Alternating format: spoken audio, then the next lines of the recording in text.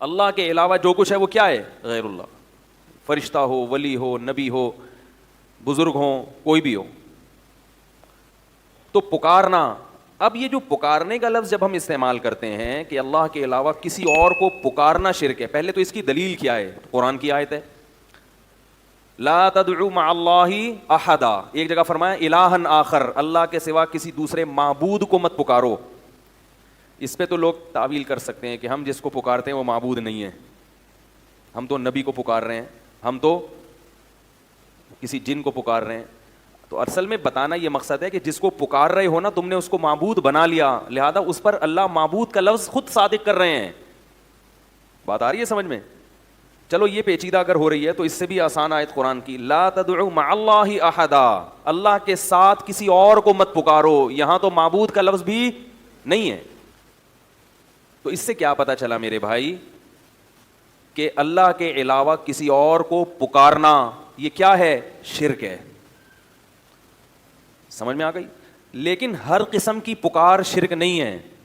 اس آیت کا یہ مطلب نہیں کہ کیونکہ ہم تو صبح شام پکارتے ہیں، او بھائی ادھر آنا، ذرا پکار لیا نا، یار آپ لوگ کو اتنی مشکل سے ٹرین کر کے گیا تھا، پھر ویسے کہ ویسے ہی ہو گئے. بھائی دیکھو آپ بلاتے ہیں وہ بھائی ادھر، یہ بھی تو پکارا نا. تو ممکن ہے کوئی کہ یہ تو بھائی اس سے پتہ چلتا ہے کہ اس سے میں ہر قسم کی پکار داخل نہیں ہے، بلکہ مدد کے لیے پکارنا کیا ہے؟ شرک ہے. مدد کے لیے پکارنا کیا ہے؟ شرک. اب پھر ایک سوال پیدا ہوگا کہ بھائی مدد کے لیے بھی ہم دن اور رات پکارتے ہیں، بھائی میری مدد کرو یار، ہیں بھائی کہتے ہیں نا یار میری مدد کرو یار، پیسے نہیں ہے میرے پاس، بچہ بیمار ہے گھر میں، بیگم بھاگ گئی. لوگ مختلف قسم کے مسائل ہیں لوگوں کے ساتھ تو مدد کرو میری. مجھے تو دن رات فون آتے ہیں لوگوں کے، یہ ہو گیا یہ مدد. میں کہتا ہوں بھائی میں کیا کر سکتا ہوں یار. تو مدد کے لیے پکارنا یہ بہت اہم چیز ہے کہ کس قسم کی عمومی مدد کے لیے پکارنا شرک نہیں ہے. ایسا نہیں کہ جو بھی جس کو مدد کے لیے پکارے گا وہ کافر ہو جائے گا. ایسے تو ہم ہیلپ لائن کا مطلب ہی مدد، ہیلپ کا مطلب کیا ہے؟ مدد کریں. ہیلپ لائن پہ فون کریں آپ تو مدد ہی کے لیے وہ نمبر دیا گیا ہے. تو پتہ یہ چلا کہ بھائی ہر قسم کی پکار بھی شرک نہیں ہے اور ہر قسم کی مدد کے لیے پکارنا بھی شرک نہیں ہے. تو ایسی پکار پھر کون سی پکار شرک ہے؟ تو جب بھی کوئی کہا کرے نا آپ سے کوئی بھی کہ غیر اللہ کو پکارنا شرک نہیں ہے تو اس سے پوچھا کرو پھر کون سی پکار شرک ہے کون سی نہیں. قرآن کی آیت کا آپ ہمیں مطلب بتا دو تو ہم اپنا والا مطلب چھوڑ دیں گے، آپ کا والا مطلب لے لیں گے. لیکن نہ تو آپ اس آیت کا کوئی مطلب ہمیں بتاتے ہو اور نہ پھر اس مطلب کو مانتے ہو جو ہم بیان کر رہے ہیں. تو پھر اس آیت کا تو یہ تو لغو ہو گئی نا، اس کا تو کوئی مفہوم بنا ہی نہیں بھائی. کیا خیال ہے؟ وہ کہتے ہیں نا غیر اللہ کو پکارنا اگر شرک ہے تو تم بھی تو پکارتے ہو، تم بھی تو پکارتے ہو. تو آپ کہیں کہ آپ بتا دو پھر اس آیت کا صحیح مطلب کیا ہے، کون سی پکار شرک ہے اور کون سی پکار شرک نہیں ہے. ہم ایک مطلب بیان کر رہے ہیں جو قرآن و حدیث سے ثابت ہے. اگر آپ کو وہ سمجھ میں نہیں آتا تو پھر آپ بتا دیں. تو نہ آپ بتا رہے ہیں نہ ہمیں بتانے دے رہے ہیں. پھر اس آیت کی تو اس کا مطلب ہے 1400 سال میں کوئی تشریح ہوئی نہیں. یہ مطلب کیا ہوا پھر اس کا؟ تو آپ اگر نہیں بتاتے تو پھر ہم بتاتے ہیں. وہ یہ ہے کہ مدد کے لیے پکارنے کی دو قسمیں ہیں، ایک حرام اور ایک جائز، ایک شرک اور ایک شرک نہیں ہے. دو قسمیں. ایک مدد وہ ہوتی ہے جو کسی لاجک کے تحت آپ کی مدد کرے گا جس کو آپ بلا رہے ہیں مدد کے لیے. جیسے میں آپ سے مدد مانگتا ہوں ڈوبتا ہوا، میں ڈوب رہا ہوں، اللہ نہ کرے سمندر میں ڈوب رہا ہوں، آپ ساحل پہ کھڑے ہیں، میں کہتا ہوں پلیز ہیلپ می، مدد کرو میری. کیا مطلب؟ فون کرو حکومت کو، جو غوطہ خور ہیں ان کو جا کے بتاؤ، ہیں بھائی یہی ہوگا نا. تو یہ سب لاجک ہے نا اس کی. بھائی آپ چلیں گے، ٹانگیں استعمال کریں گے، فون کریں گے، فون کے بٹن گھمائیں گے تو لہریں، ریڈیائی لہریں استعمال ہوں گی. ٹھیک ہے نا، آپ کی آواز کو ریڈیائی لہروں میں چینج کرنے کا ایک انہوں نے مشین بنائی ہوئی ہے، نمبر ہیں. یہ سب چیزیں ایسی ہیں جو لاجک ہے اس کی، کوئی نہ کوئی وجہ ہے اس کی، خود بخود نہیں ہو رہی ہے.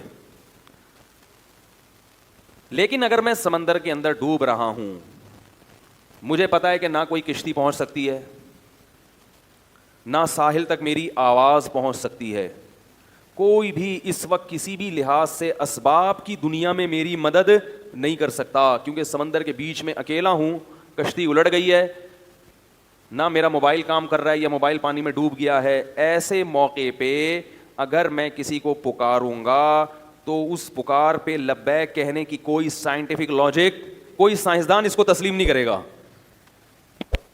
کوئی سائنسدان یا کوئی عقل مند آدمی نہیں کہہ سکتا کہ بھائی اس وقت کوئی کہہ رہا نا، کوئی اتنی دور تو انسان کی آواز نہیں پہنچ سکتی، ٹھیک ہے نا. اور ایسے موقع پہ کوئی آپ کی آواز سن ہی نہیں سکتا، کیونکہ انسان کی سماعت بھی ایک حد تک ہے، اس سے زیادہ انسان سننے کی صلاحیت بولو بھائی نہیں رکھتا. ایسے موقع پہ آپ اللہ کے علاوہ اگر کسی کو پکارو گے، اللہ تو سن سکتا ہے، ہر وقت ہر ایک کی پکار سنتا ہے، بلکہ اللہ تو اگر آپ ڈوب بھی گئے نا، مر بھی گئے، پھر بھی نکال کے زندہ کر سکتا ہے. اس کے ہاں تو کسی چیز کی لاجک کا ہونا اس کی کوئی حیثیت ہی نہیں ہے. تو مردے کو بھی زندہ کر سکتا ہے. تو مردے کو جو زندہ کر سکتا ہے وہ تیرتے ہوئے کو بچا کیوں نہیں سکتا؟ وہ چاہے مچھلی کو حکم دے آپ کو اپنی پشت پہ بٹھا کے کنارے پہ لے آئے، اور چاہے تو کسی کو بھی حکم نہ دے، کن کہے اور آپ ہوا میں اڑتے ہوئے آئیں اور ساحل پہ گر جائیں. کیونکہ جب اس نے اس کائنات کو بنایا تو اس کائنات کے وجود میں آنے کی کوئی لاجک تھی نہیں نا. دیکھو ایک چیز جب وجود میں آتی ہے تو اس سے چیزیں بنتی ہیں. ارے بھائی آم کا درخت وجود میں آیا، گٹلی تو تھی نا، گٹلی نہیں تھی تو پھر درخت کہاں سے آئے گا؟ آپ کہہ سکتے ہو کہ گٹلی نہیں تھی تو درخت سے گٹلی، تو درخت ہی نہیں تھا تو گٹلی کہاں سے آئی؟ بھائی ہم تو زمین میں گٹلی بوتے ہیں، درخت نکلتا ہے، یہ لاجک ہے، بایولوجی میں پڑھایا جاتا ہے بھائی گٹلی میں یہ ہوتا ہے، پھر یہ ہوتا ہے، پھر یہ ہوتا ہے، پھر یہ ہوتا ہے، پھر یہ ہو جاتا ہے.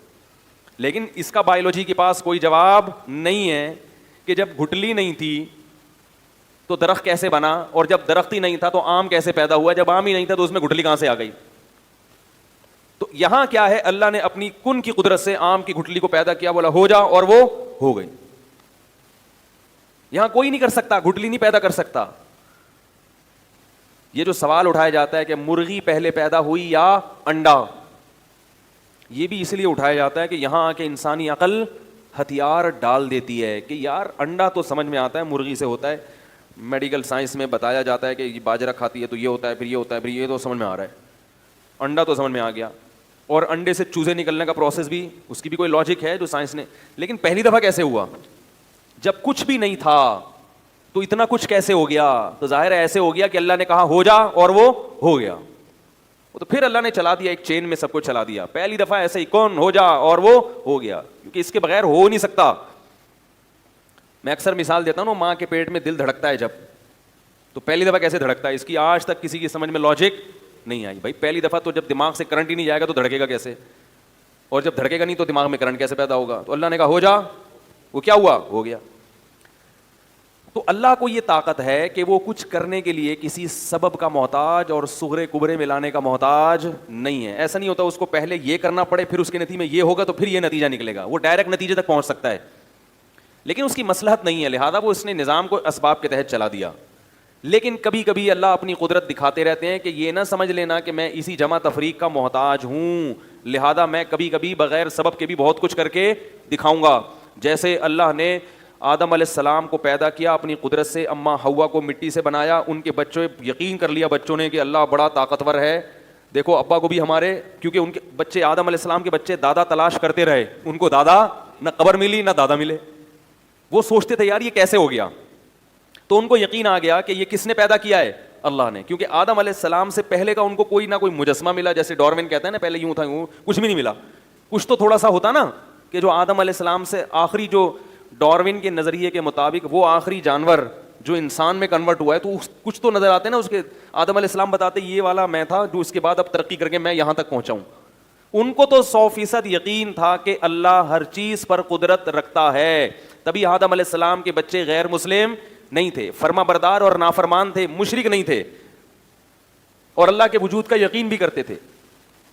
تو یہ سلسلہ صدیوں تک چلا ہے. سب کو پتا تھا یار ہمارا نسب جا کے رک جاتا ہے کہاں، آدم پہ. اس کے بعد تو چلو میاں بیوی میں ملاپ ہوا، بچے پیدا ہو رہے ہیں، اس کی تو کوئی لاجک بنتی ہے، یہ کیسے ہوا؟ تو مانتے تھے کہ کس نے پیدا کیا، اللہ نے. نوح علیہ السلام کئی صدیوں کے بعد آئے ہیں آدم علیہ السلام کے، ان کے دور میں بھی اللہ کے وجود کا انکار کسی نے نہیں کیا. ان کے دور میں شرک تو پھیلا ہے، شرک کہ اللہ نے اختیارات دے دیے دوسروں کو بھی. جیسے اللہ نے بغیر کسی لاجک کے بس مٹی سے پتلا بنایا آدم کا، اور ان کی پسلی سے اماں ہوا کو نکالا، کن ہو جا اور وہ ہو گئے.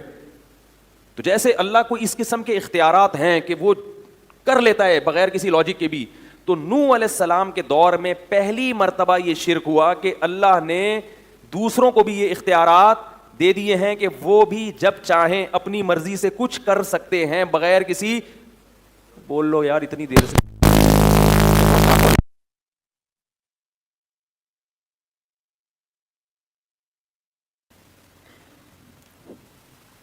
ہو گیا. اچھا یہ کھڑکیاں بند کریں تاکہ جنریٹر کی آواز نہ آئے اندر. تو میں یہ عرض کر رہا تھا کہ نوح علیہ السلام وہ پہلے پیغمبر ہیں جو مشرکوں کی ہدایت کے لیے بھیجے گئے ہیں. سمجھ رہے ہیں؟ تو اس وقت شرک کون سا شروع ہوا؟ انہوں نے یہ کہا کہ جیسے آدم علیہ السلام کو بس اللہ نے بنایا, کوئی اس کی لاجک نہیں ہے, تو اللہ تعالیٰ نے دوسری بھی کچھ مخلوق ہیں جن کو اللہ نے یہ اختیار دیا ہے کہ وہ اللہ کے اختیار دینے سے جو چاہیں اپنی مرضی سے کر سکتے ہیں. سمجھ رہے ہو؟ تو یہ یعنی کب شروع ہوا یہ والا شرک؟ نوح علیہ السلام کے دور میں. اور اس میں دو چیزیں بڑی عجیب تھیں. ایک یہ کہ انہوں نے یہ نہیں کہا کہ اللہ نے ان فلاں فلاں کو تمام اختیارات دے دیے ہیں, بلکہ اس والے کو اللہ نے بارش کا اختیار دیا, اس والے بت کو اللہ نے ود, سوا, یغوث, یعوق, نصر, یہ 5 بت تھے مشہور. تو کیا کہتے تھے؟ اس کو اللہ نے بارش کا اختیار دیا کہ یہ اپنی مرضی سے جب چاہے گا بارش برسا سکتا, باقی چیزوں میں یہ دخل اندازی نہیں کر سکتا. یعنی اگر بادل نہیں بھی ہیں, کوئی محکمہ موسمیات والے کہہ رہے ہیں کہ کوئی امکان نہیں ہے, لیکن یہ شوں کرے گا اور بادل آ جائیں گے. بہت اہم مضمون ہے, اس کو اچھی طرح سمجھیں. اور جو شارٹ کلپ بنا کے فتنہ اور فساد پھیلا رہے ہیں نا, وہ پورے میری اس مضمون کو شائع کریں, پھر اس کا جواب دیں مجھے.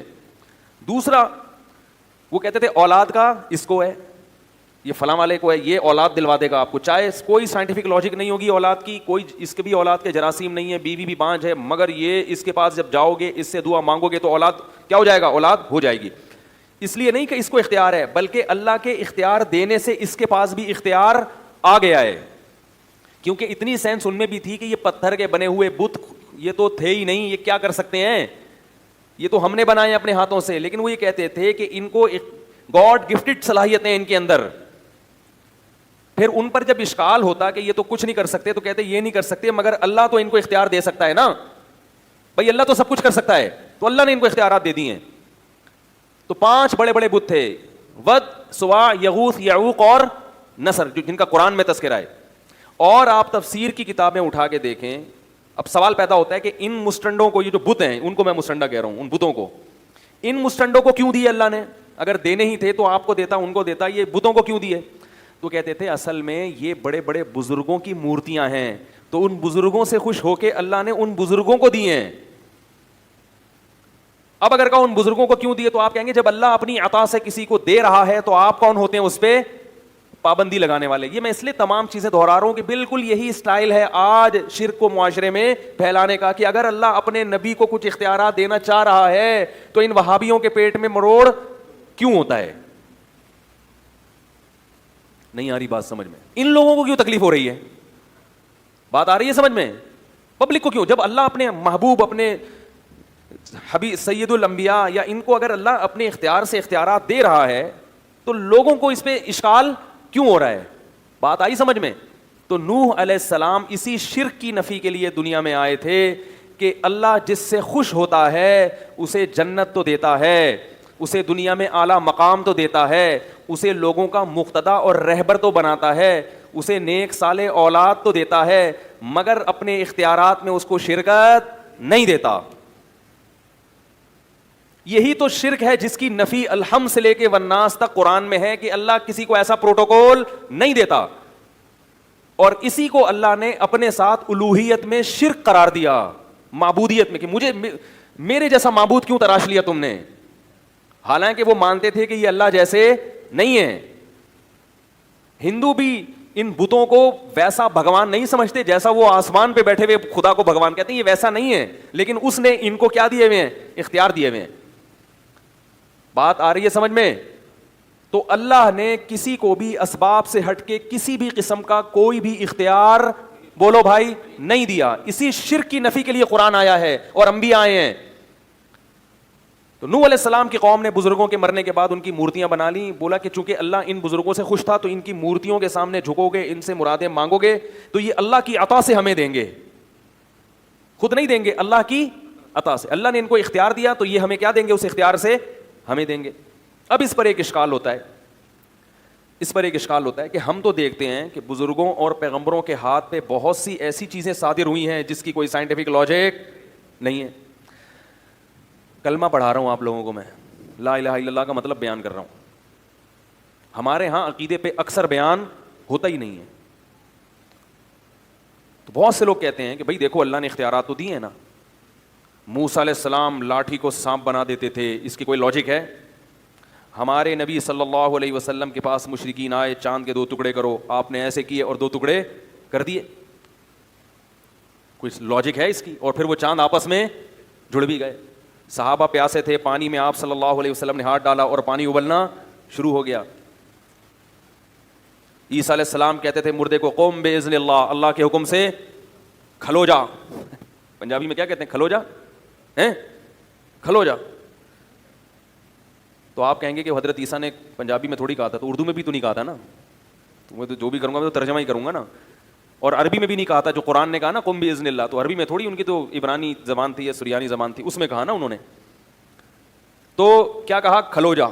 یہ کھلو جا میں اس لیے کہہ رہا ہوں کہ پنجاب والے جب کسی کو آرڈر کرتے ہیں تو اسٹائل تھوڑا سا الگ سا ہوتا ہے, اس میں بندہ نہیں بھی کھڑا ہو رہا تو کھڑا ہو ہی جائے گا.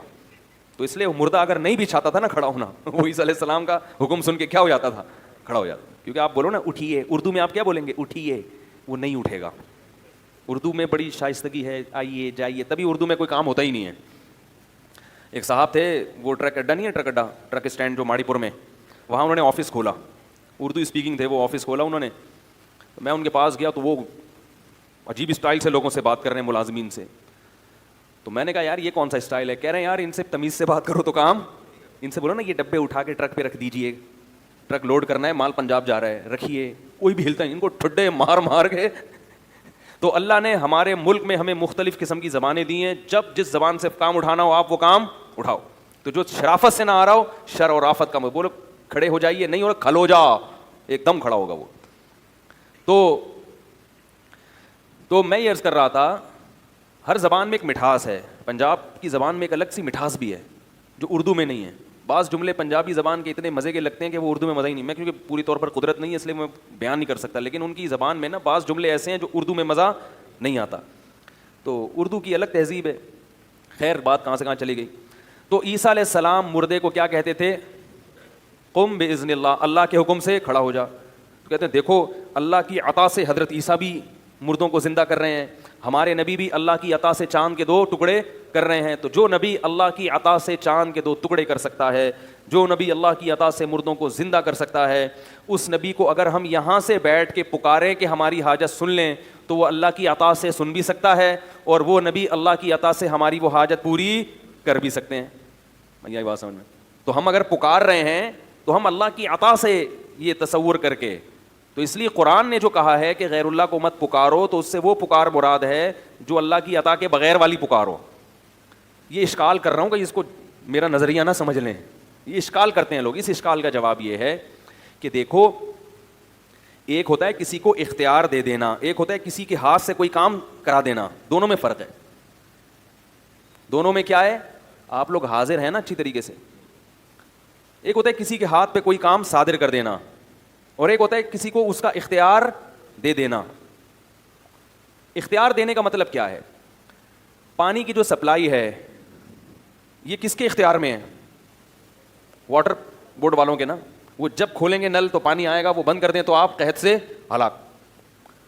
ملک کا جو وزیر اعظم ہے یا جو صدر ہے وہ واٹر بورڈ والوں سے محض کام نہیں لیتا, بلکہ باقاعدہ اس نے واٹر سپلائی کا ان کو اختیار دے دیا ہے. کیا میرے در پہ آنے کی ضرورت نہیں ہے؟ واٹر بورڈ کا ادارہ بنایا ہی اس لیے ہے کہ جس کو پانی کی ضرورت ہو وہاں جا کے دھرنا مارے, اسلام آباد میں آنے کی ضرورت نہیں ہے. وہ اگر کام نہ کریں پھر اس کی کمپلین کے لیے میرے پاس آؤ, لیکن پہلا اسٹیپ کون سا ہے؟ اس کا ہے. اس کو میں نے کیا کیا ہے؟ اختیار دیا ہے. یہ مطلب ہوتا ہے اختیار دینے کا. اور کام کرانے کا مطلب کیا ہوتا ہے؟ واٹر بورڈ والوں کے پاس آپ گئے, بولا بھائی پانی بند ہے اتنے عرصے سے, وال آپ کھول دیں. تو اس نے ایک ملازم کو بولا یار اس کو وال کھول ذرا. وال کھولنے کے اختیارات نہیں دیے کہ جب چاہو کھولو جب چاہو بند کر دو. ہاں ابھی وال کھولنے کا کام کس سے لیا جا رہا ہے؟ ملازم سے. تبھی آپ ملازم کے پاس نہیں آؤ گے, آپ ڈائریکٹ کس کے پاس جاؤ گے؟ واٹر بورڈ والوں کے پاس. اس کی اور آسان مثال دیتا ہوں کہ اختیار دینا کیا ہوتا ہے اور کام لینا کیا ہوتا ہے. دیکھو آپ لوگ جاتے ہیں نا اکثر کوئی ڈاکومنٹ تیار کرنے ہوتے ہیں اسٹیمپ پیپر, تو منشی صاحب کے پاس جاتے ہیں, وہ ڈی سی آفس کے باہر لوگ بیٹھے ہوئے ہوتے ہیں پیپر. آپ کیا کرتے ہیں, اب تو ٹائپنگ شروع ہو گئی, پہلے قلم سے لکھتے تھے. آپ کہتے ہیں بھائی میرا فلاں کے ساتھ لین دین ہے, اس کو کے ڈاکومنٹس تیار کرنے ہیں, آپ اس کو کیا کریں, لکھیں. تو آپ نے اس کو اختیار دیا کہ یہ چیز آپ لکھیں. وہ لکھتا خود نہیں ہے, قلم سے مدد لیتا ہے, وہ قلم کے ذریعے لکھتا ہے. تو اختیار کس کے پاس ہے لکھنے کا, رائٹر کے پاس, کاتب کے پاس. کام کس سے لے رہا ہے وہ, قلم سے. قلم کو اختیار نہیں دیا. اگر قلم کو اختیار دیا ہوتا تو آپ قلم کے پاس جا کے کہتے کہ لکھو, اور قلم خود اٹھ کے گھومنا شروع کر دیتا. قلم کاتب کے ہاتھ میں ایسا ہوتا ہے کہ اس کی اپنی کوئی حیثیت نہیں ہوتی. کاتب جدھر کو گھمائے گا قلم وہاں گھومے گا. اور اختیار کس کے پاس ہے, طاقت کس کے پاس ہے, کاتب کے پاس. تو یاد رکھو پیغمبروں کے جتنے معجزے ہیں اس میں کسی بھی کام کا پیغمبر کو اختیار نہیں دیا جاتا. پیغمبر کی انگلی سے, پیغمبر کے ہاتھ سے کام لیا جاتا ہے. کام کرنے والا کون ہوتا ہے, اللہ. اور 100% اختیار کس کے پاس ہوتا ہے, اللہ کے پاس ہوتا ہے. جب مشرکین ہمارے نبی کے پاس آئے کہ چاند کے 2 ٹکڑے کریں, تو اللہ نے ہمارے نبی کو وحی کی کہ آپ اشارہ کریں, ٹکڑے میں کر دوں گا. یہی وجہ ہے کہ جب بھی مشرکین آ کے مطالبہ کرتے تھے معجزے کا, تو نبی ہر دفعہ ان کا مطالبہ پورا نہیں کرتے تھے, بلکہ کہتے تھے کہ میں یہ کام نہیں کر سکتا.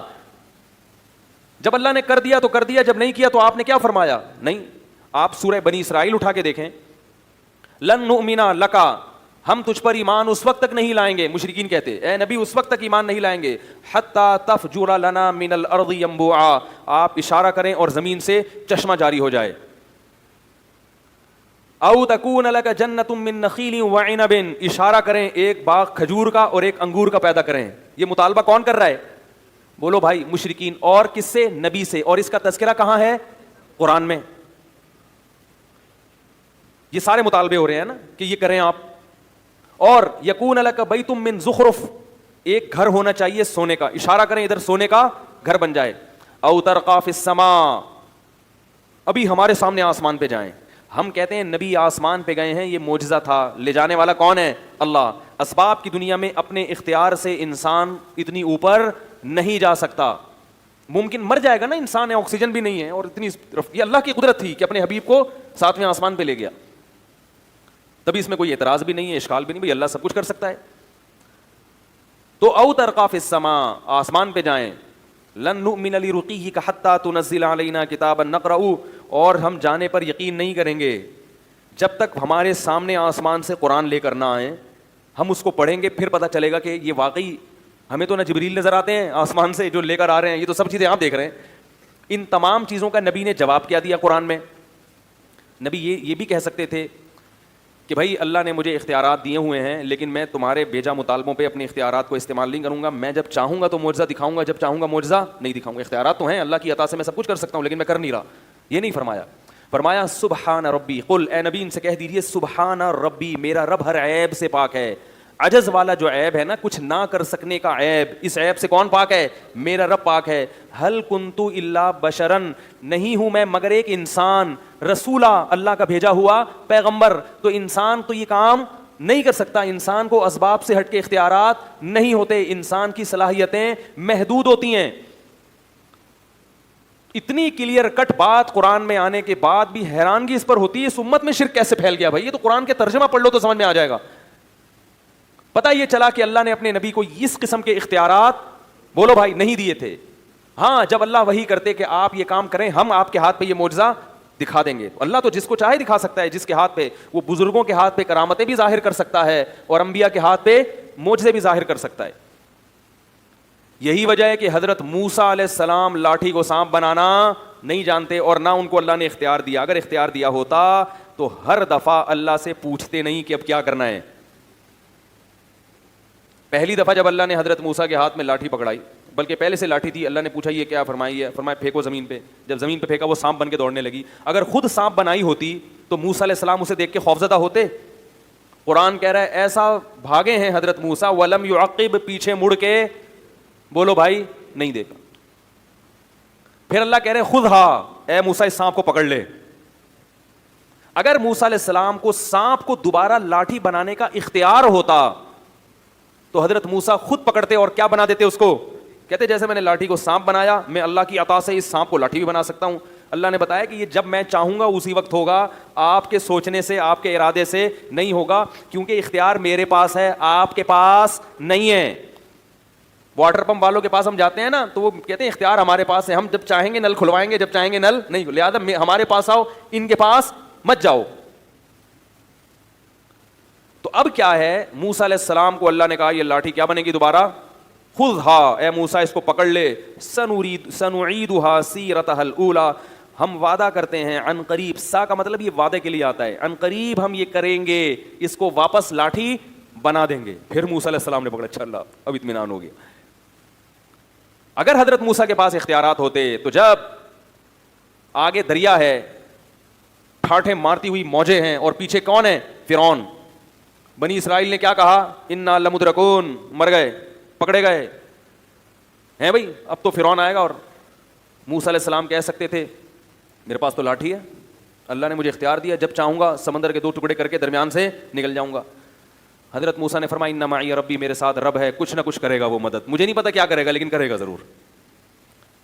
تو اللہ نے کیا کہا اس لاٹھی کو, اے موسیٰ اضرب بعصاک, اپنی لاٹھی مار کہاں پر, البحر, سمندر پہ, فکان کل فرق کالطود العظیم, دونوں طرف کی موجوں کو پہاڑوں کی شکل میں روک دوں گا میں. تبھی ہر بات سے پہلے حضرت موسیٰ پوچھ رہے کیا کرنا ہے, کیا کرنا ہے. تو مردوں کو زندہ کرنے سے پہلے بھی حضرت عیسیٰ علیہ السلام کو اللہ بتاتے تھے کہ بولو کھڑے ہو جاؤ مردہ, تو مردہ اللہ کے حکم سے کیا ہو جائے گا, کھڑا ہو جائے گا. مردہ زندہ کرنے کے اختیارات آپ کے پاس نہیں ہیں, آپ کے ہاتھ میں مردے زندہ کروں گا, اختیار اپنے پاس رکھوں گا, آپ کو اختیار نہیں دوں گا. اب بھی کلیئر نہیں ہو رہی بات تو میرے بھائی پھر تو کیسے سمجھائیں یار, کیسے سمجھائیں. میں ان لوگوں سے کہتا ہوں جو غیر اللہ کی پکار کو جائز سمجھتے ہیں, دیکھو میں فرقہ پرست آدمی نہیں ہوں, نہ میں کفر اور شرک کے کسی متعین شخص پہ فتوے لگاتا ہوں, لیکن آپ اپنی آخرت کی فکر کرو. ابراہیم علیہ السلام نے اپنی قوم کو سمجھایا کہ شرک چھوڑ دو, شرک چھوڑ دو, قوم نہیں مانی. ابراہیم علیہ السلام نے کہا انما اتخذتم من دون اللہ اوثانا مودۃ بینکم فی الحیات الدنیا, تمہارے آپس میں ریلیشن اچھے ہیں, اس ریلیشن کی وجہ سے میری بات کا انکار کر رہے ہو, لیکن یہی تعلقات قیامت کے دن تمہارے نقصان کا سبب بنیں گے, ایک دوسرے کے دشمن بن کے ایک دوسرے کے گریبان پکڑو گے. اس لیے میں اللہ کا واسطہ دے کے ان لوگوں سے کہتا ہوں جو یہ کہتے ہیں کہ اللہ نے اپنے نبی کو بھی اختیارات دی, ہم نبی سے بھی مانگ سکتے ہیں, بزرگوں سے بھی مانگ سکتے ہیں, مزاروں پہ بھی سجدے کر سکتے ہیں, تو یاد رکھو کہ اگر آپ اپنی اس روش سے باز نہیں آئے, اور تو یہ بھی کیا ہے, یہ آپس کے مسلک پرستی, پیر پرستی. میرے دامت برکاتہم نے کہہ دیا ایسا نہ ہو کہ جیسے ابراہیم علیہ السلام اپنی قوم کو ڈرا رہے تھے, تو وہ ڈر وہ تنبیہ ہمارے لیے بھی ہے کہ یہی تعلقات قیامت کے دن ایک دوسرے کے لیے عذاب بن جائیں گے. اللہ شرک کے معاملے میں بہت غیرت رکھتا ہے, وہ کہتا ہے نہ میں نے کسی کو اختیار دیا, لم یتخذ ولیا من الذل, نہ کسی کو کمزوری کی وجہ سے میں نے اپنا ولی بنایا, نہ وزیر بنایا. وزیر ہوتا ہے نا کہ کچھ کام آپ کریں گے, کچھ اختیارات اس کے پاس ہیں, کسی کو نہیں. بلکہ اللہ نے کہا قرآن میں مثالیں دی ہیں, ضرب لکم مثلا من انفسکم, اللہ فرماتے ہیں ابھی بھی سمجھ میں نہیں آیا تو میں تمہیں ایک مثال دیتا ہوں تمہاری ہی. هل لکم مما ملکت ایمانکم من شرکاء فیما رزقناکم, کہ تمہارے جو غلام ہوتے ہیں کیا تم ان غلاموں کو اپنے ساتھ شریک کرتے ہو اپنی پراپرٹی میں. فرمائے کہ جب پراپرٹی جو کم درجے کی چیز ہے اور تمہارے غلام بھی کم درجے کے ہیں, تمہارا اپنے غلاموں سے اتنا اوپر رتبہ نہیں ہے جتنا میرا مخلوق سے اوپر کا مقام ہے. غلام بھی تمہاری طرح کا انسان ہے, تم اس کو شریک نہیں کرتے اپنی پراپرٹی میں, تو میں اپنے اختیارات میں اپنی مخلوق کو کیسے شریک کروں گا, جبکہ مخلوق کا جو مقام ہے. دیکھو ہمارا جو غلام سے رشتہ ہوتا ہے تو غلام بھی انسان, ہم بھی کیا ہیں, انسان, تو اتنا کم درجے کا نہیں ہوتا ہم سے. لیکن مخلوق تمام کی تمام, اس کا تو اللہ سے کوئی اس لحاظ سے رشتہ, جو یعنی جنس کے لحاظ سے تو کوئی رشتہ بنتا ہی نہیں ہے نا, وہ مخلوق ہے, وہ خالق ہے. اولاد اور باپ کا رشتہ نہیں ہے, بھائی بہن کا رشتہ نہیں ہے. فرمایا انتم الفقراء الی اللہ, سب کے سب فقیر و محتاج ہو میرے, کسی کو میں نے کسی بھی اختیار میں شرکت نہیں دی ہے, سب اپنے پاس رکھا ہے. تو اس لیے بھائی یہ بہت خطرناک شرک ہے جو آپ کی قبر کو آگ سے بھر دے گا, آپ کی بخشش کی دعا کو حرام کر دے گا آپ کے والد اولاد کے لیے. اولاد کو اجازت نہیں ہوگی کہ آپ کے لیے بخشش کی دعا مانگیں. اب بات سمجھ میں آئی کہ معجزہ الگ چیز ہے, اختیار دینا الگ چیز ہے. بالکل اس کی مثال ایسے ہے, بارش اللہ برساتا ہے, برسانے کا کام کس سے لیتا ہے, فرشتوں سے. کہتے ہیں بارش برسانے کا فرشتہ یہ فلاں, تو کام اللہ کسی سے بھی لے سکتا ہے, فرشتوں سے بھی, پیغمبروں سے بھی, اولیاء اللہ سے بھی, مگر اختیار کس کے پاس ہے, تبھی ہم بارش کی دعا بارش کے لیے فرشتوں کو نہیں پکارتے، اسی طرح میرے بھائی بارش کے لیے پیغمبروں کو بھی نہیں پکارتے. فرشتے نے حضرت مریم کو اولاد عطا کی، قرآن میں آتا ہے، سمجھو اس کو اچھی طرح. جبریل آئے حضرت مریم کے پاس، مریم نے پوچھا کون ہو؟ فرمایا فرشتہ ہوں، انسان نہیں ہوں. کیوں آئے ہو؟ لی اہب لکی غلامن زکیہ، بیٹا دینے کے لیے آیا ہوں. تو کیا اللہ نے جبریل کو اختیار دے دیا کہ اولاد دیں؟ نہیں اختیار دیا. اللہ بیٹا دے رہے ہیں، پھونک کس کی استعمال ہو رہی ہے؟ بولو بھائی، جبریل کی. یہی وجہ ہے کہ جب بھی اولاد مانگی جاتی ہے کبھی بھی کسی فرشتے سے یا جبریل سے، بولو نا، نہیں مانگی جاتی.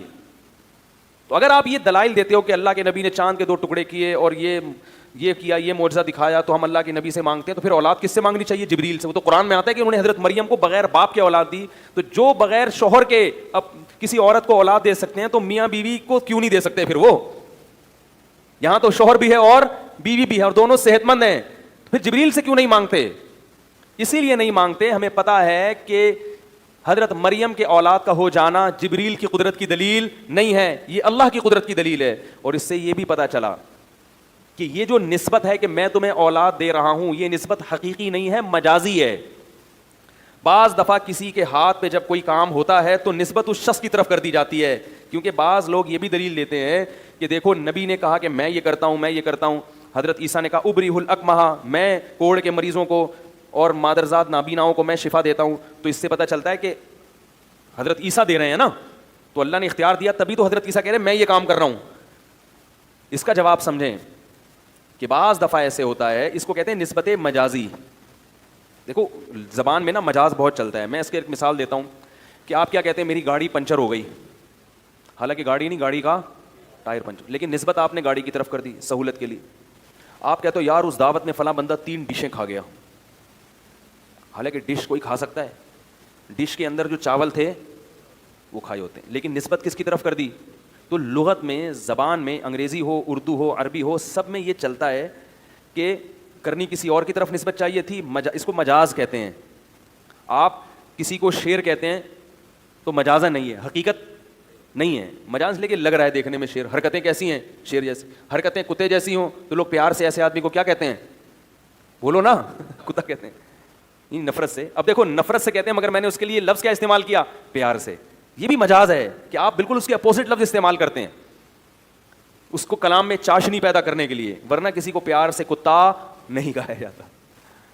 پیار سے کتا، دیکھو 2 آدمی بہت لڑ رہے ہو نا اور ہمیشہ ایک دوسرے کے خلاف نفرت ہو تو مجازن کہہ دیا جاتا ہے یار ان دونوں کی تو محبت ہی کبھی ختم نہیں ہوتی، پتہ نہیں کیوں اتنی محبت کر رہے ہیں، مقصد کیا ہوتا ہے، نفرت کیوں کر رہے ہیں.